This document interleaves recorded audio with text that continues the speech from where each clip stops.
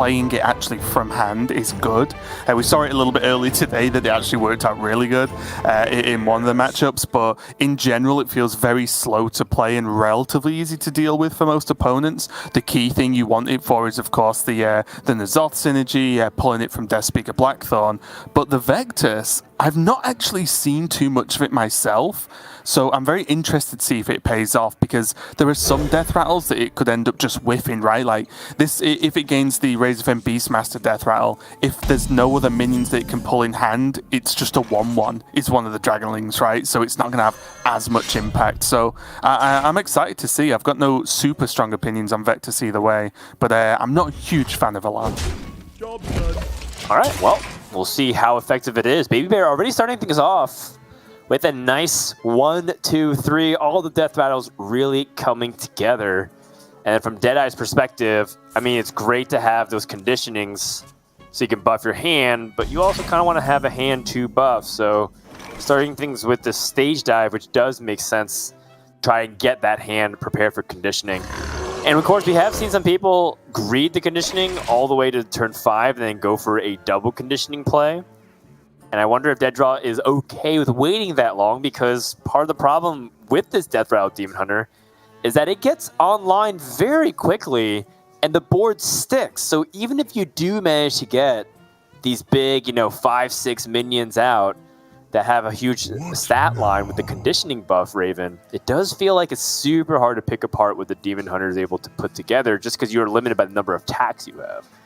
Yeah, especially with an opening like this from BabyBear, right? Like, there's just such a quick push. He's going to come out so early. There is a chance that she could end up just having a bit of an empty hand going into, towards turn 5 and 6. But with the help of just the weapon draw and the death rattle, it's looking good. In regards to the conditioning play, though, I think that the hope for DeadDraw, I imagine, is that Playmaker's in hand, so suddenly on the turns after conditioning, Playmaker plus X can actually make that big board sort of a recovery possible, because you are just generating so many additional minions to trade with. So I think this one's going to be on a knife's edge, and this is what I've seen from this matchup. It feels very, very close, because both decks are trying to do very similar things, just in slightly different ways, with one focusing on, obviously, the sticky effect of death rattles, and the other focusing on the live sort of response that Rush gives your minions. So it's going to be interesting to see, even already, what DeadDraw's looking at, whether he just wants to just play a conditioning now to get it played,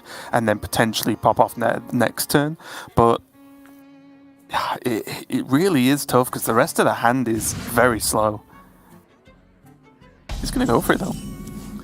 Yeah, and it makes sense, because, like we're talking about, by the time DeadDraw greeds for that turn 5 double conditioning, the board just might be too much to handle at that point. And the damage does rack up very quickly. You might just think, oh, it's a 3-attack minion here, it's a 3-attack minion there, but that very quick ramp up of taking 9, then 12 damage, all of a sudden you're just dead. So I agree with this from DeadEye's perspective. However, I can't help but point out that it does feel like it's still going to be an uphill climb, because even if DeadDraw gets like this big Blademaster Samuro wipe, it's going to summon more minions from hand. BabyBear does have the second Razorfen Beastmaster. That's usually what you're trying to look for. But I do like that she's taking her due diligence to think if she wants to play a 4-drop, because, hey, it's 4 mana, play a 4-drop. You're not going to be able to pull both those 4-drops guaranteed with the Beastmasters, assuming they die. And your opponent has played double conditioning, so you do have to anticipate that they're going to try to explode onto the board very soon, as quickly as this turn. Yeah, and like you were saying, although the minions on the Demon Hunter side don't look too aggressive, the fact that every time they die, they just generate themselves again, on average, just another 3-attack minion is pretty brutal. And already, you can see that the Playmaker turn was the payoff there with the Crab Riders. But even that, it's still not going to clear the board, right? This Crab Rider can go for a value trade into 2/2 Taunt now, but there's still... Oh, okay, that's good. So now there's multiple trades. The Renowned Performer can even go into the Playmaker just to guarantee the board being empty. And then very soon there's Deathspeaker.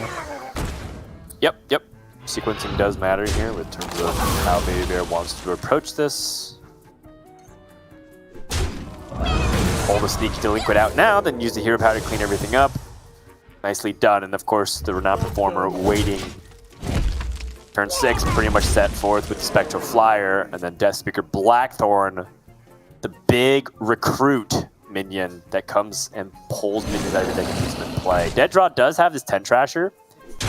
Again, conveniently statted so that the 3 attack minions can trade into it. This is exactly as according to plan of Vectus. I still think it might just be Spectral. Oh, okay. Well, if the trade's happening, then she is going to go for that Vectus. But this is the perfect Death Rattle Demon Hunter opening, right? Because all of the Death Rattle chains were there, and then just as BabyBear was running out of resources, boom, Death Speaker Blackthorn for turn 7. So if DeadDraw even manages to fight back on this board, there's an instant refill. Instant. This is, if you could choose how a game of Death Rattle Demon Hunter would go, you would choose this opening, and then pretty much this turn for turn. And there's the concede. There's nothing you can do, right? As smooth of a curve as it possibly can get here for BabyBear. She even had more ammo. And so Death Rattle Demon Hunter, when it just draws that kind of the curve, and more importantly, Rush Warrior is stuck trying to go for a burst of stats, go for a big swing turn. It just doesn't really line up very cleanly, and you can see why this Death Rattle Demon Hunter does get some hype, as we're showing. As somebody called Blaize, we've invaded Blaize's void at that point for just a second, but we do have a bit of a review of how it went. But you're right, it was perfect, and it's just one of those things where when the level of chain death rattles is there, what's your opponent supposed to do? If you don't trade, you're just letting your opponent do what they want every single turn. If you do trade and the chain is there, well, you've just traded into nothing. You've lost your minion, your opponent sticks a 3 attack minion anyway, and it just kind of goes downhill. But looks like we are going to move on to, I guess, the main deck of this matchup, with BabyBear targeting what a lot of people deem untargetable in the form of that priest. It's interesting, I feel like because of the sheer volume of bans, over 80% of the matchups that include Control Priest have been banned away from that player, that it does feel like in some strange way that it's refreshing to see a Control Priest pop up on my screen this weekend, just to see it a little bit. I'm not asking for too much more, just because I know Control Priest, for many players' perspectives, is quite oppressive, and rightfully so. It's already the best control deck that can do everything. It can, of course, remove every threat. It can play late into the game as card generation. But you also add to the fact that it got even better from cards like Mutinous, the Devourer, and the fact that you can get it back with Raised Dead and have multiple chances of eliminating the best card, maybe even just win on the spot. It just feels like Priest got even more checkmate victories, where it's just like, I win because I played this card, and now you can't do anything about it. And even just weird side benefits, that it's just a minion that can now be summoned from N'Zoth as well. So although it's not buffed, obviously, it's just an extra body from N'Zoth. But I do also like the way DeadDraw's approached the Priest. He's not lent too heavily into teching it into decks that are going to target it. But there is the nod there, right? There's the Swamp Oozes in there. And also there is the... I forgot the name of the card now because I'm stupid. Oh yeah, there's the Ogomancer too. So it's just that nod for saying anyone who does leave Priest up will be probably trying to target it in some respect. So it's not like DeadDraw's just bringing like standard ladder Priest. On the other side though, we are going to get Spell Mage, and I think this might be the first Spell Mage I've cast this Masters Tour, which feels strange considering the sheer volume of Mage we've cast over the Grandmaster season not too long ago. Yeah, Spell Mage does have a lot of game against the Priest, because you can just straight up damage them, and then because Spell Mage doesn't have to play minions to get to across the finish line, even those big swing turns like Blade Master, Samuro, and Apotheosis for a Priest isn't really available as often as you would like. Not to mention the fact that Devolving Missiles messes up the Resurrect pool, and of course there's the possibility that Deck of Lunacy is out there for Spell Mage. And that's resulted in Spell Mage having an edge over the Priest in the field this weekend. There's not many decks or classes that have a high win rate versus Priest so far at Masters Tour of Dalaran, but Mage is one of them right now. Yeah, and I think one of the additional bonuses of Mage is that it's one of the few decks right now that can consistently remove Priest minions. Because when you play against Priest, as most decks, if you end your turn and they still have a minion on board, you're terrified, right? Because because of all the buffs, the apotheosis, the size of just some of the minions anyway that they play. So it's very, very scary if they manage to stick a minion then can build on that. But Mage, even without including devolving missiles, which is obviously fantastic, just has enough removal in itself to just sort of bat away the odd minions that Priest will try and stick. But we see an instant full mulligan there from BabyBear, just digging for those Incanter's flows. But interested to see what DeadDraw does here, Dan, like whether he keeps this Ogremancer. I mean, he is playing against Spell Mage. Right. If you're keeping the Ogremancer, I mean, you're on the coin, so you can get it out as soon as turn 4. The problem with this hand is, while it looks like theoretically kind of smooth on paper, you can play Draconic Studies on 1, Sethic Veilweaver, they kill it, you raise that and bring it back, or even have the opportunity to bring the Ogremancer to the equation. It doesn't really have anything that ties it all together, but that Apotheosis, now we're starting to talk, because now you have a spell that can target the Veilweaver, or if the Veilweaver dies, you have an opportunity for the Ogremancer to get put out, and then it just is really sticky minion. The one caveat is if Mage does end up finding that Devolving Missiles, but BabyBear does not have it at the moment. But instead, I think she'll be very happy to find out she has an Incanter's Flow, as well as an Arcane Intellect. That is a very powerful opening here available to BabyBear. Yeah, the key cards in Mage, of course, being Incanter's Flow and Deck of Lunacy, and both of them you want to follow up with card draw, right? So the Arcane Intellect, very, very nice. Apexis Blast available nice and early too. Looks like DeadDraw's gone for that Draconic Studies. And going for one of those mid-range dragons, which I think is generally the most common picks, right? You want those kind of turn 4, turn 5 beefy plays, whether it's the Netherwing or the Onyx Mage Scribe. Well, DeadDraw does pick up a second 2-drop opportunity, so it's Sethic Veilweaver versus the Acidic Swamp Ooze. The Swamp Ooze is just straight up more damage. It would draw some of the removal options if it's like a Combustion, if it's like, you know, Brain Freeze, which all kind of kills all the 2-drops. So maybe in his mind it just has higher upside and he could save the Sethic Veilweaver for something else potentially. Yeah, I guess like Rune Orb is the one, right, that this dies to that Sethic wouldn't, but I do think the upside of holding Sethic is still good, because right now there might be plans to just get as quickly as possible to those 5 drops and curve out, and maybe, although Sethic was kept, plans change, right? It might be that Sethic's going to be held on to a little bit later in the game to try and get some more of that raw value, or DeadDraw now seeing this pretty bad draw, honestly, of N'Zoth, just going to go for Sethic now to try and just cement more of a board presence. And DeadDraw sees no minions, or rather no removal for his minion, and BabyBear ends up just drawing 2 cards with the Cram Session. She finds a Deck of Lunacy, although I guess this is exactly the debate that we've had throughout the season of Grandmasters, which is, do you play something like Deck of Lunacy as fast as you can, or are you going to just stick to the normal game plan of burning out your opponent with the Mage deck? I think we're in a situation where we want to just burn the Priest, so I'm totally cool with chilling and let that Deck of Lunacy be a cheerleader from the sidelines.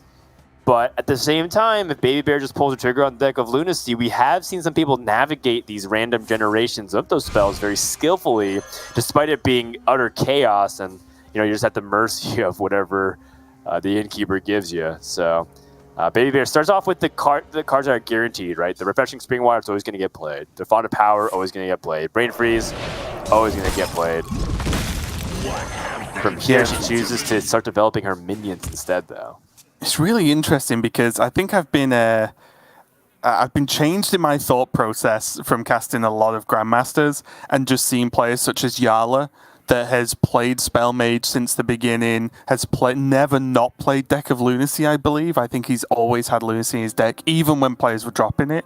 And I think every opportunity he's been able to play Lunacy, he has done. In every matchup I can recall as well. So he's such a big fan of Deck of Lunacy, and he makes it work. Just very interesting, and I guess a change for me to see more of a focus on that burn plan. But like you said, it is a valid strategy versus Priest. We summon, not you. All right, well, Ogremancer is here, but Devolving Missiles is ready.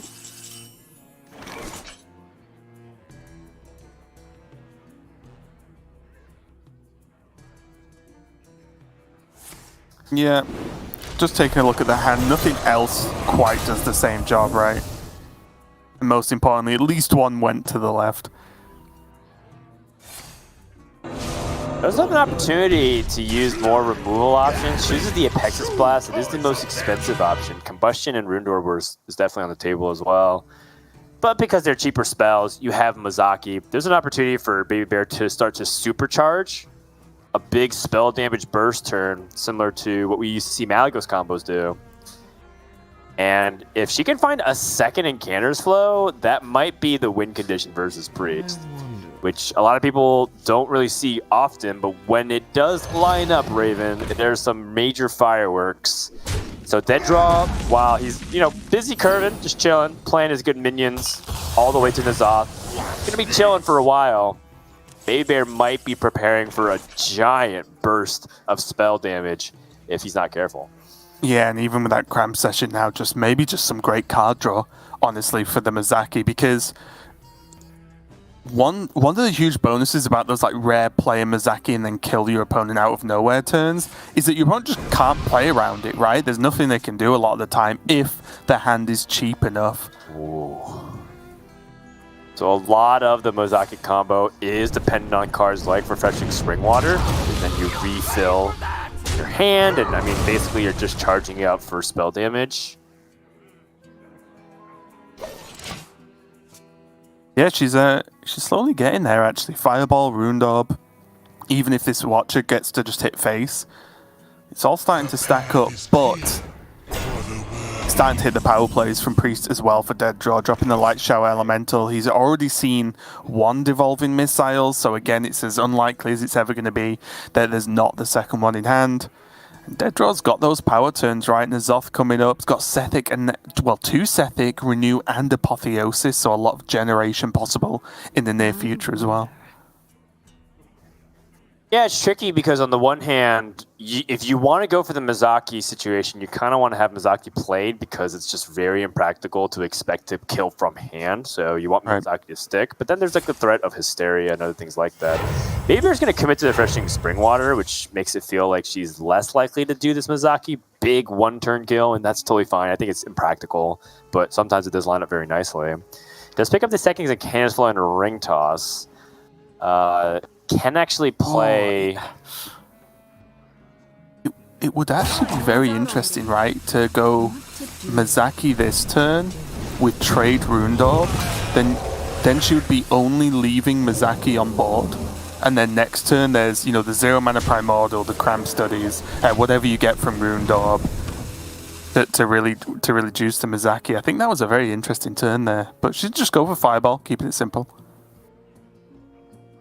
We do have to start taking stock of BabyBear's options to burn, because now that we're kind of set onto this path, there's almost no point of return, right? It's very hard for BabyBear to like pivot out of this game plan of like, oh, I don't think I'm gonna burn anymore. Maybe I need to get through like deck of lunacy or whatnot.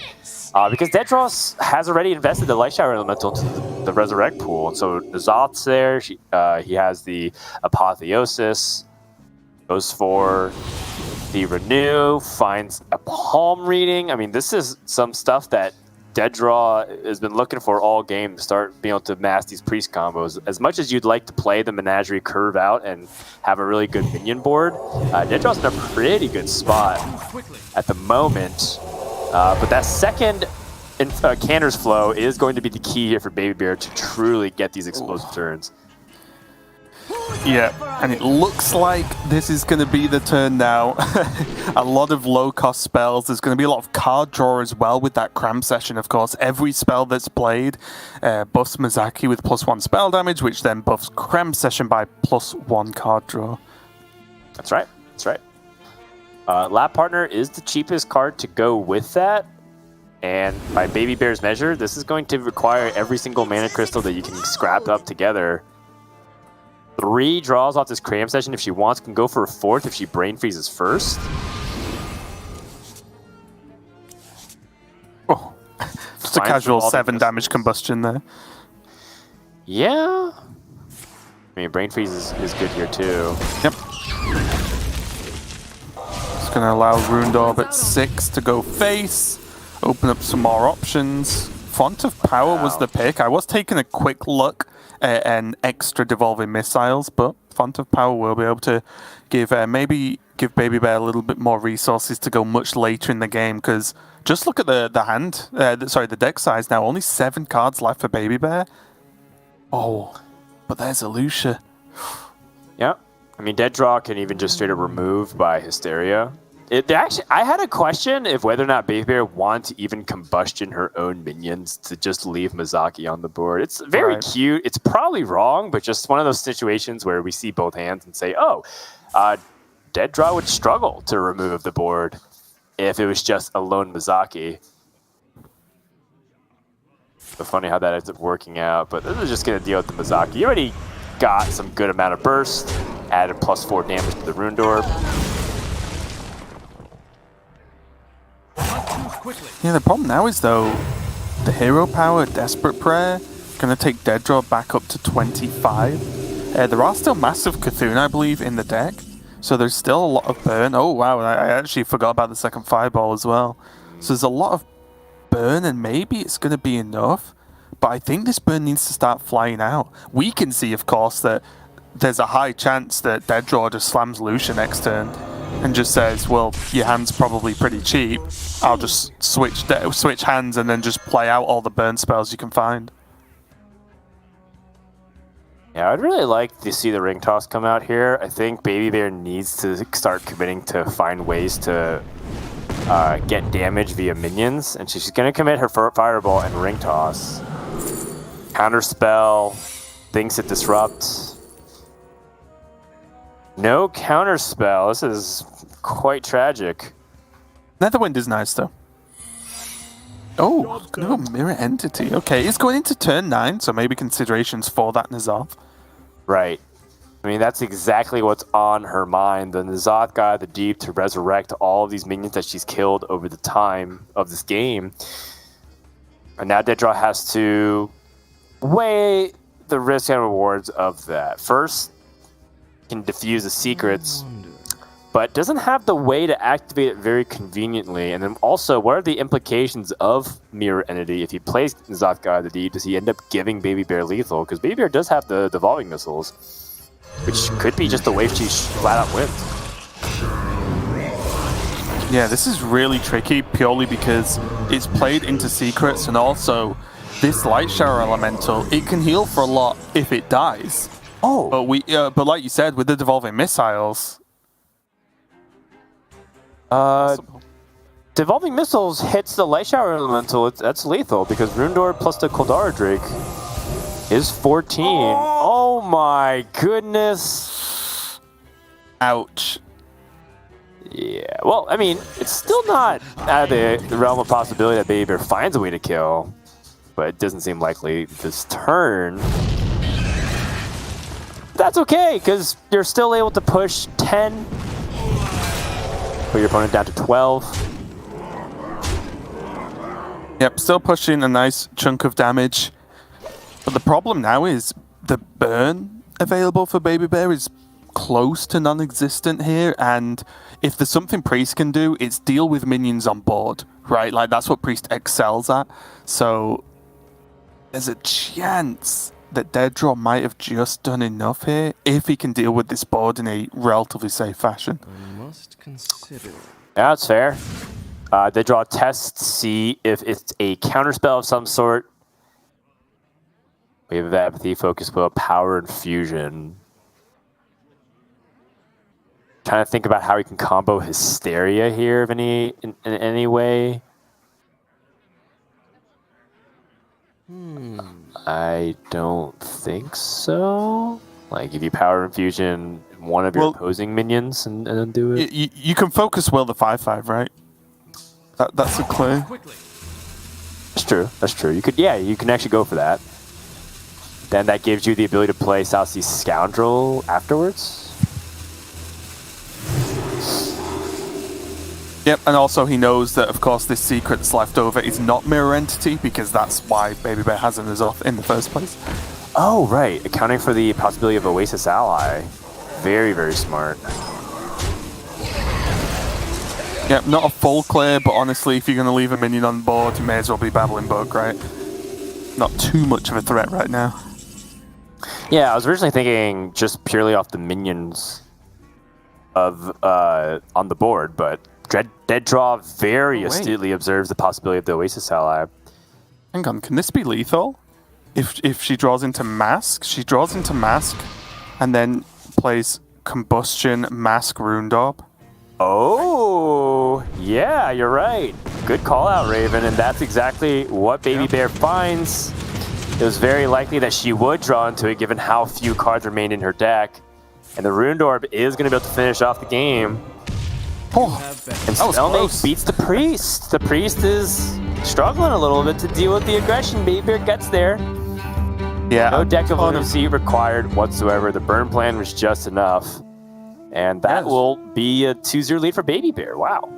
Yeah, it's just a ton of damage coming out there from BabyBear. My only question, I guess, or I guess two questions, one small, so I won't even talk about it, but really was for DeadDraw, just whether he could have just played Mind Render at any given point. Maybe he felt he needed the N'Zoth, because if he'd played Mind Render on that turn, it would have led into turn 9, so BabyBear could have just kind of thrown away the N'Zoth on her side. But just knowing that there's a few low-cost cards, and he knew for a while that there was a few low-cost cards in hand, or probably a few low-cost cards in hand with that Incantus Flow ×2 being played, I think it would have been valuable to just say, well, my opponent's clearly going for a big burn plan.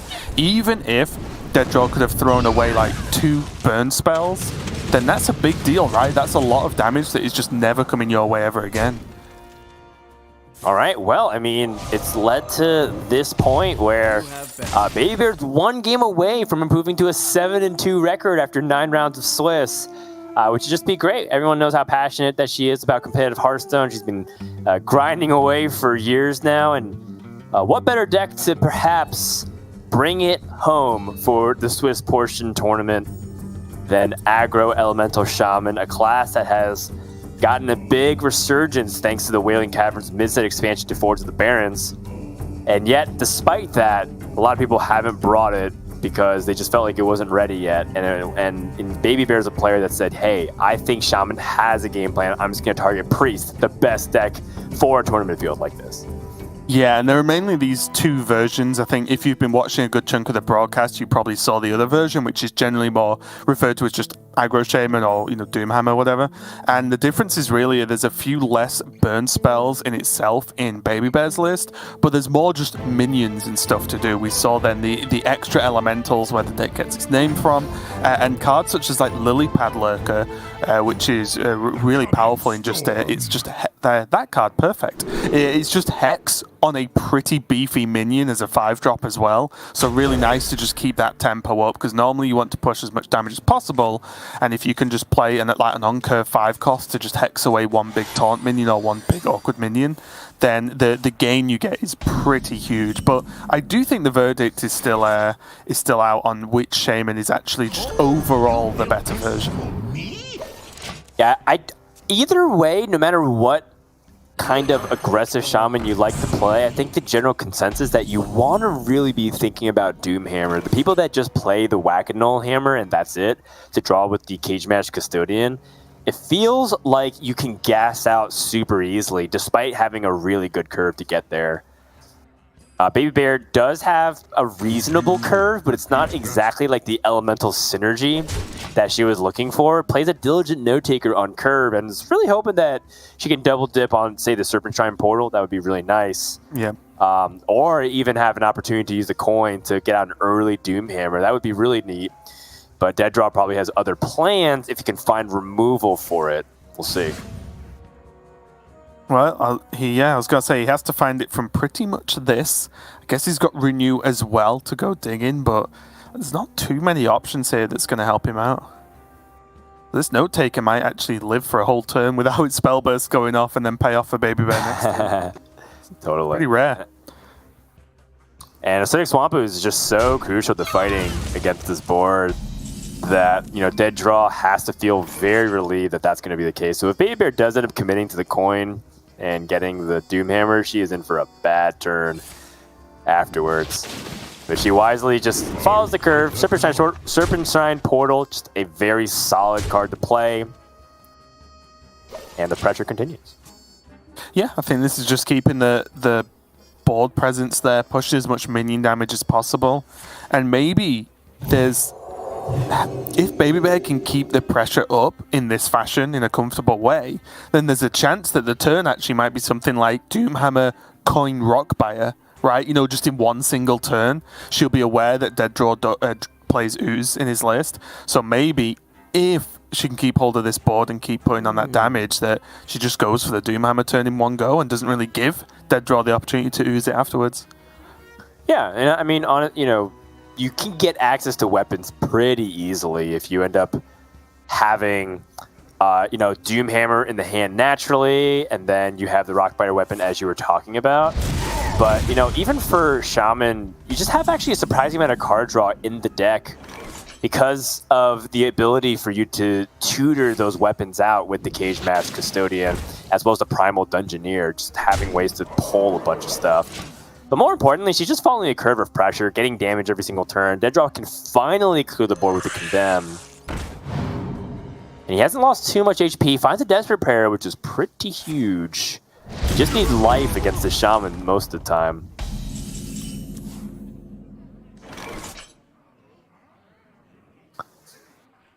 Yeah, all right, well, decision Doomhammer time. Yeah, I was going to say, yeah, big decision as to whether you go Doomhammer or not, but I think it's fair once the board's been lost, which it has at this point, for BabyBear to say, okay, it's Doomhammer time, but DeadDraw is going to say, actually, checks his watch. No, it's not Doomhammer time, so you can get rid of it with that Swamp Ooze pretty cleanly. That's right. Stop. It's not hammer time. Oh, this is kind of awkward. It's like, well, I guess it has to be Note Taker since the other cards can actually just lead to drawing a weapon back. But funny enough, I mean, if BabyBear has the Cage Match Custodian that comes to the hand suit, you can just end up drawing it back anyways. So, very devastating to see that Acidic Swamp Ooze. That can't be understated how relevant that is for DeadDraw to remove that threat. She had 2 Rockbiters ready to go. I mean, she was gearing up for a kill on turn 7. And now does not have that availability. Instead, Diligent Note Taker could use a Lightning Bolt and clear off 2 minions here. Go. This is brutal though, isn't it? Because not only did DeadDraw remove the weapon, he got his own Diligent Note Taker and he has Desperate Prayer or Flash Heal in hand. So he can actually just heal all the way back up this turn, no problem at all. Or Apotheosis with Diligent Note Taker if he really wants to. There's another Ooze now due to Raise Dead. Insane. That's huge, right? You have the availability of the Acidic Swamp Ooze to take down the next Doomhammer. Finds it with Flash Heal again. Okay. So as much as you're trying to target the Priest, sometimes Priest just gets the Giga Nuts. And this is the... excuse me, this is the problem that's been raised so often, is that yes, there are decks that generally do better versus Priest, but do they do good enough to warrant leaving it up, right? Because Priest has the ability to beat anything with some of these incredible draws, and that's just the problem. Now, the question is, if DeadDraw wins this game, how much of an effect does it have on the series, right? If BabyBear's lineup is deemed fully anti-Priest, then that normally spells disaster if the one deck you're targeting gets a win. But to be fair, I think this Shaman has good matchups in general, so it's not going to be the end of the world for her. It has good matchups on paper on ladder, and that's largely due to a different entire field environment than it is in tournament. Oh my goodness, the Hysteria ends up keeping the Diligent Note Taker alive, buffed by the Apotheosis. You can re-heal it up. This one feels very close to locked up from my perspective here. BabyBear can just torrent, or can start digging through the Instructor Fireheart. If there's one thing that I know about Shaman, is that Instructor Fireheart can sometimes just get you there because of the sheer amount of craziness that you can discover and chain react off of that spell. Oh man, DeadDraw finds a Light Shower Elemental though. Yeah, very, very soon this N'Zoth is going to come down, and I don't think BabyBear's going to have an answer to it. Unless, as you said, something comes out of Fireheart. Third Rockbiter, anyone? All right. Well, Torrent is good here. It's just 1 mana, or yeah, it's just 1 mana, so you can play it, immediately cast it, find something else.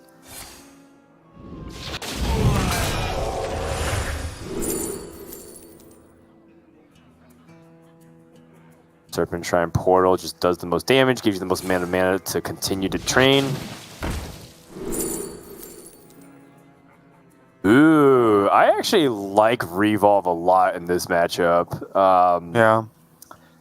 The effect of it has definitely been lost because part of the power of Revolve is to stop things like the Light Shower Elemental and whatnot, but I guess because it's just very late. It had to have been picked up way earlier off of some kind of Discover.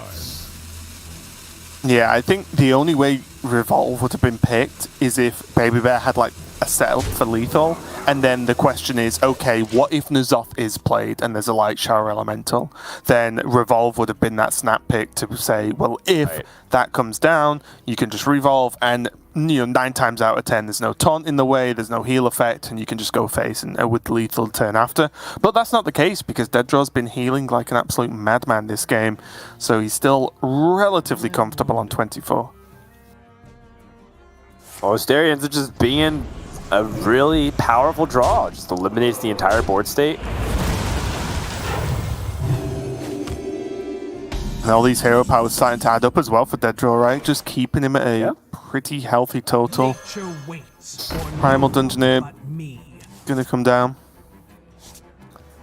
The Custodian. I think for BabyBear's sake, she hopes that she draws the Whack-A-Null Hammer, because then DeadDraw's Acidic Swamp Ooze doesn't get the Doomhammer. Because very clearly, BabyBear is hoping that Doomhammer, Rockbiter, Lightning Bolt for 19 damage can just be a surprise lethal, and even has the ability to squeeze out a 20th point of damage to the Novice. So, it's not necessarily completely doomed in this situation for BabyBear, but it's still a very tough situation. Yeah, and to be fair, I don't think DeadDraw will ever ooze this Whack-A-Null in any way. That ooze will be held for the Doomhammer number 2. Because it's only 3 extra damage, right? So, which is a good thing for BabyBear, because then she gets the damage in, and then the moment she draws Doomhammer, she just plays everything and kills DeadDraw. Yeah. So it's one of these dynamics where DeadDraw might end up having this ooze and feel like he's fine against the other Doomhammer, but he's really not. Oh, now the Zapper gets eaten, though.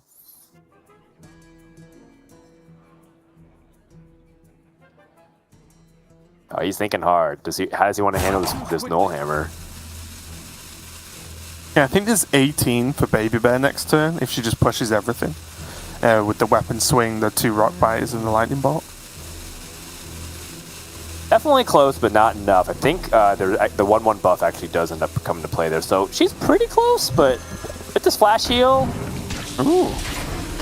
Yeah, DeadDraw goes for this. I agree with this, because you just don't want to die. And it feels like when you have N'Zoth, God of the Deep, and you have like Mindrender Lucia, it's like play. I personally feel like he's in a spot where he can just ride the fact that he has these big minions and have the value train take him home.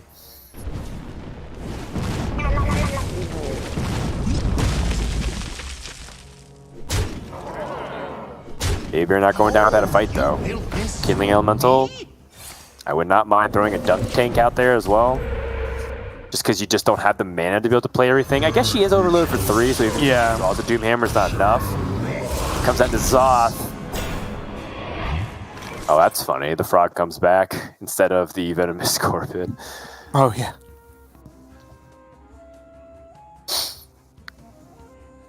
No way to corrupt the Dunk Tank, which is quite annoying for BabyBear here.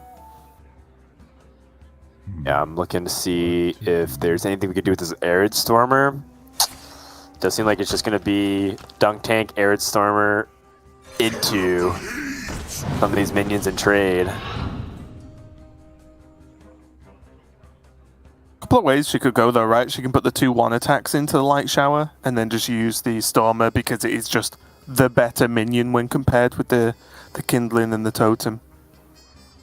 But it's 1 less damage to face if she chooses to do that. Yeah, and it doesn't seem like it's going to be that race scenario that she'd been hoping to set up for this entire game so far. To make matters worse, now that DeadDraw's ahead on the board, I mean, the moment DeadDraw just plays this Ogre Man's... Oh man, another raise that hold the phone. And more Light Shower Elementals coming away. Pretty low impact, actually. Huh? Don't speak too soon. I mean, card generation in Priest might just be the silver bullet. I guess. Considering the fact that there's light showers and there's oozes in the pool, I would deem that low impact. Fair enough, fair enough. Yeah, it's definitely not the bombs that you're looking for, but still good stuff. That DeadDraw picked up. He even feels so comfortable that he picks Sleepy Dragon instead of something immediate right now.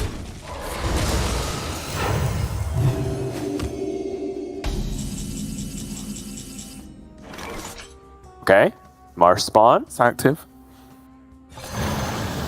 Not entirely sure what Marsh Spawn can get here. That would be super relevant. Runic Carvings to try and stabilize the board, but that Ogremancer does complicate a lot of things.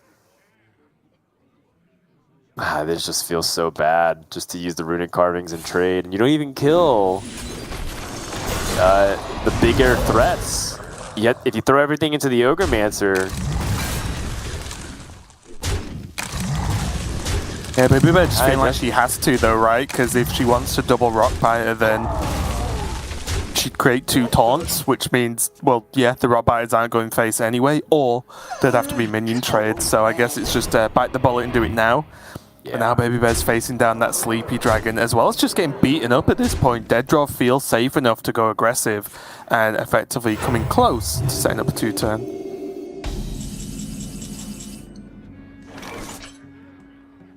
All right, Primal Dungeoneer draws a Custodian potentially. Oh, come on. Not able to get it. And then from DeadDraw's perspective, he's on a victory march. 8, 12, 15 showing. Yeah, BabyBear just concedes. Just knows that she is out of time, out of gas. And Priest gets through. That being said, 3 chances for the Shaman to get a win, Raven. Can BabyBear do it? Yeah, like I said, I think the deck's good enough to get wins elsewhere. It's not like we're talking about, for example, Control Warlock or anything that's super teched to be exactly Priest. I think this is just a decent deck right now, so it's not like BabyBear's out. It's not like the lineup was super hard target Priest, loses to any other deck in the game. So I think there's still a good chance for BabyBear to take this, but it's still a good victory for DeadDraw. You know, gets the worst matchup out of the way, gets it done, and that, I believe, means he's going to have, I can't remember what was banned, but he has Demon Hunter and I think Druid. Warrior? Oh, is it Druid that he's got left over? Okay. No, Druid was banned, I believe. Okay, so he's got Demon Hunter Warrior left over, yeah. Yeah, so it will be a little trickier. This is a matchup that I think the Shaman was hoping to get that win. But, you know, there's still Warrior. Warrior's a tough matchup, actually, for the Shaman because you're not able to really get there with minions. And so you have to really hope that either Rush Warrior is too slow or that you just have the burn to get there anyways. I actually struggled a lot in that matchup in particular when I was testing out that Shaman deck. And then for the Demon Hunter, I mean, it's Demon Hunter. We've talked a little bit about it. It can totally get run over, but also it can just draw the actual nuts and just win against aggro decks on turn 7. So I am very curious to see if whether or not the Shaman can get there. And it is going to be Warrior for game number 4, which makes a lot of sense given that DeadDraw just wants to take his best matchup here. Storm. Yeah, and although, yeah, it's interesting, right? Warrior can fight super well on board, right? That's what it's known for. It has then conditioning to put on the big pressure, but it also doesn't really run taunts outside of Sword Eater. So then the Doomhammer play is still very viable to just go face with Doomhammer, set up this damage with Storm Strike, Rock Bioweapon, and some burn spells. So it's still winnable for BabyBear. It's not like this is a completely horrible matchup. And at least in the opening mulligan here, just having Primal Dungeoneer is pretty important. Oh, okay. BabyBear threw it. I'm a little bit surprised. Yeah, I think having the 1, 2, 3 elementals with the Wailing Vapor or the Kindling elemental is pretty nice, especially if it curves into an Arid Stormer. Doesn't find any of that, so quite an ugly start for BabyBear. And on the other side for DeadDraw, I mean, very soon things are going to start heating up. Has the ability to play Bumper Car or ETC this turn, and then can curve out into the Overlord Runthak on 4.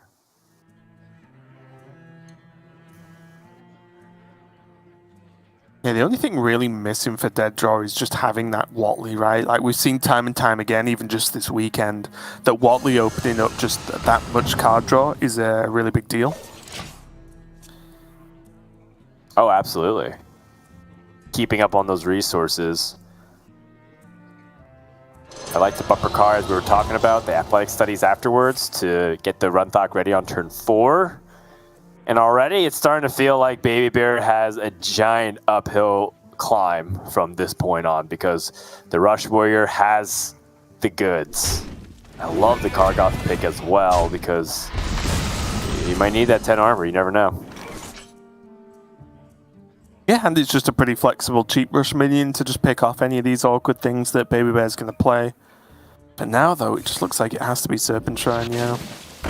Hoping for a good drop. Oh. Okay. Not bad at all. Well, Unbound Elemental does have some pretty decent synergy in this deck. BabyBear potentially thinking about the implications of coining out a Lightning Bolt even, perhaps.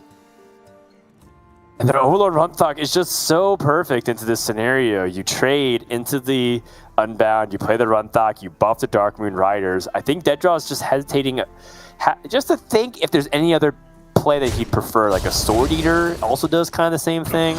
This is just too good.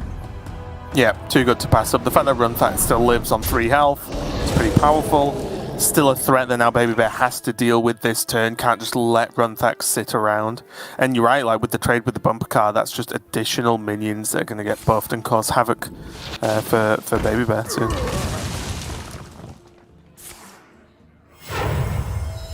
BabyBear going for the Kindling Elemental, has the Lilypad lurker for the following turn. Trying to start that elemental chain. Which incidentally ends up being very effective against the Kargoth Blade Fist. And I think DeadDraw can make that read. You know, that was a very interesting use of the coin on the Kindling Elemental. DeadDraw has to be thinking, okay, what elementals is she trying to discount here? If it's an Arid Stormer, that feels a little excessive, but at the same time, it sets up perfectly for Lilypad Lurker, which would make me a little more hesitant to play the Kargoth Blade Fist here. Yeah, especially because just Sword Eater and Ganag is just a fine turn, or Sword Eater Darkmoon Rider is a fine turn. Gets to clear the board and take control. Doesn't seem too bad to me. Yeah, but at the same time, you also kind of want the Sword Eater versus Shaman, don't you? the taunt's actually super valuable. So I think when it comes down to it, I'd be okay with parting ways with the Kargoth a little bit more than the Sword Eater, because the health on the taunt is very valuable. So it's interesting. It's an interesting spot for DeadDraw that I think is pretty close, and he's spending his entire turn thinking about the implications of it. Well, to add an extra layer, because the stage dive in hand for DeadDraw, there is a chance that if this Kargoth, he actually like forced it to die in a turn or so, then he could stage dive into the Prime, which is huge. But yeah, just commit the Kargoth. Now BabyBear's got a decision to make. Yeah, and I think, you know, kind of nodding back to what we were saying before, the Sword Eater is just so powerful in this kind of spot. Well, not necessarily like how powerful it is in this particular area, but, you know, when BabyBear has like the Doomhammers and you need to start putting stuff in the way, that Sword Eater is going to be super relevant. And Stage Dive is just usually good. You can find a ton of stuff that's relevant at almost every juncture of the game.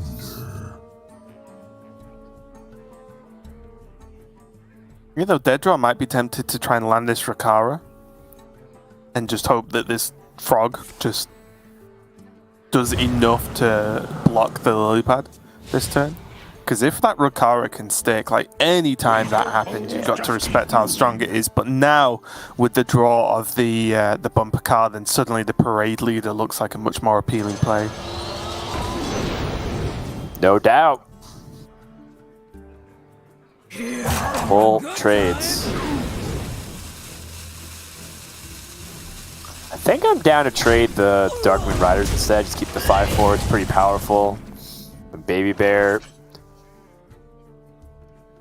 Oh, it looks like it's racing time here, Raven, which is not a good sign, but maybe that's just, it is what it is. Doomhammer, I'm gonna start getting to work. Start ignoring the board and going face. And that's a situation where the Rush Warrior with the Parade Leader welcomes that challenge, and also the payoff of DeadDraw holding that Sword Eater. Yeah, it's looking to be pretty good. Oh, the pickup of the second stage dive is very nice as well. Oh, jeez, yeah, this feels game over for BabyBear. How do you get through this? It has to be Storm Strike. I guess she didn't play a spell, so Torrent isn't able to crash through easily. Oh, man.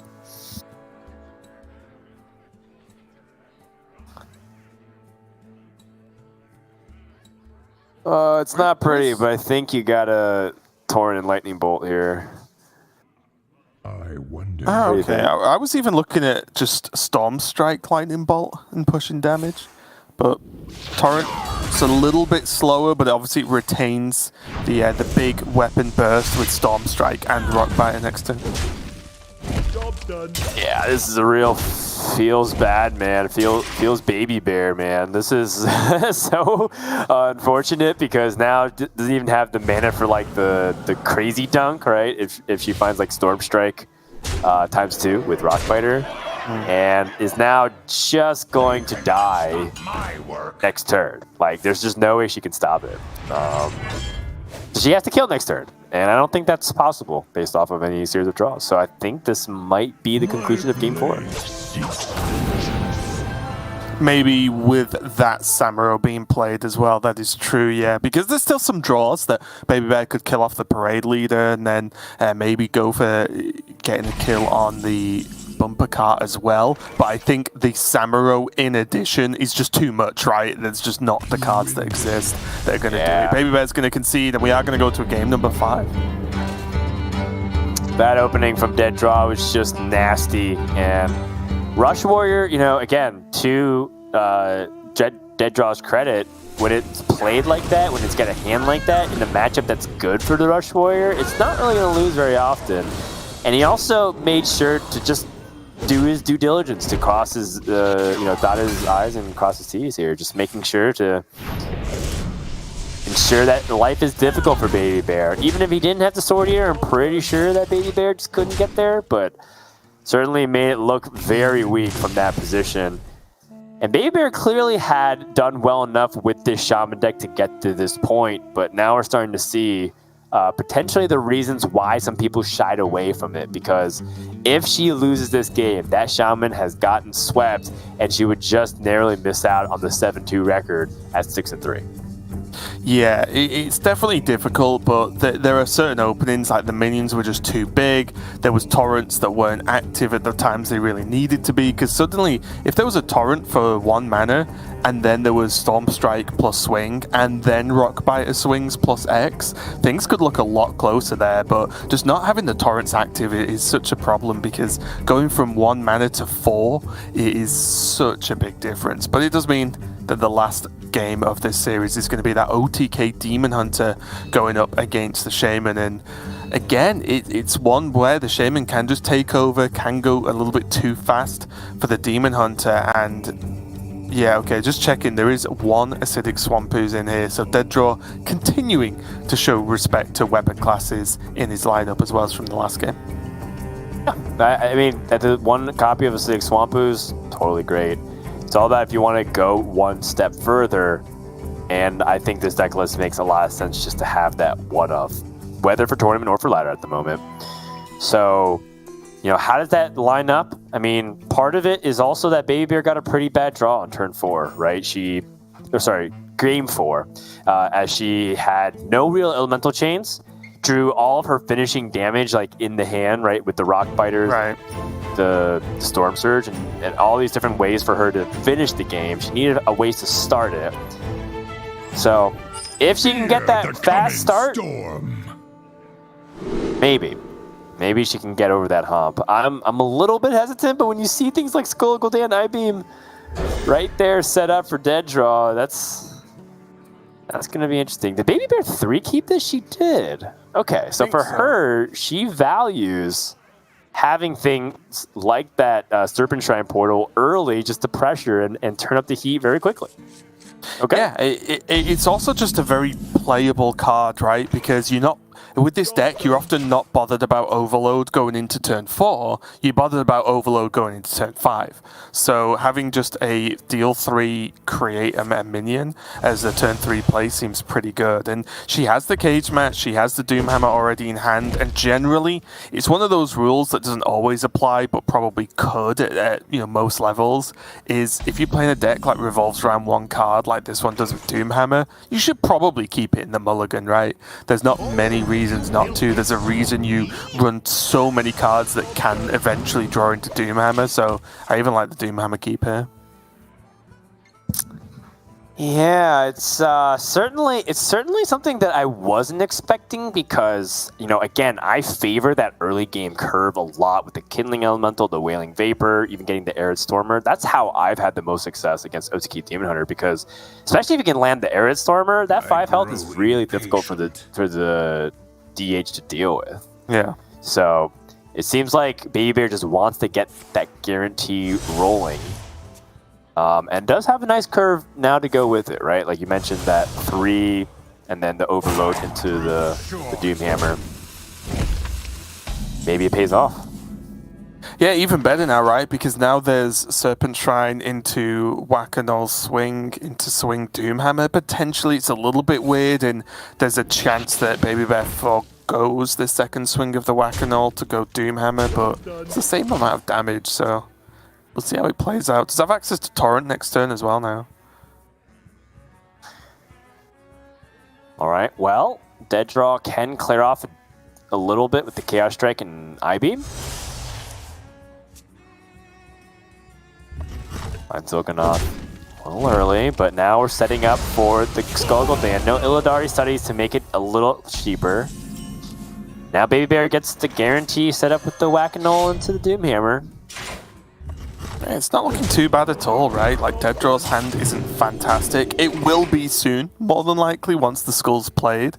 But that's still a whole turn away yet. Oh, geez. Okay, so part of the problem is that DeadDraw does want to let go of some of these cards. So I think Philosophy and I-Beam is probably the play. Doesn't want to load up on too many cards in case he draws entirely unplayable cards.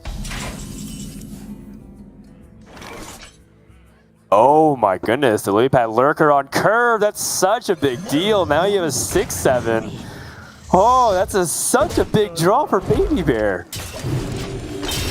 Yeah, and this looks really fine, right? Because on one hand, you could have said, oh, well, doesn't get to equip the Doomhammer this turn, so it's a little bit slower. But there's a 6/7 on the board, and that is a lot of health, especially going into the Skull turn, which is just funny because DeadDraw actually scored from the other side of his hand this time. But this 7 health is very, very difficult to deal with, and that means, yeah, look, BabyBear's just gained 6 damage here. Now there's Doomhammer, but I'll ask you another question, Frodan. Is this going to be another, like, hold option here? Because she knows there's ooze in the deck. She's just seen DeadDraw draw a ton of cards, so the hand's full. Maybe, just maybe, it's one slightly slower turn with Wailing Vapor and, like, Hero Power. And then there's Doomhammer Rockbiter next turn to get it all in one swing before the weapon can be broken. I mean, that does set up the lethal opportunity. I think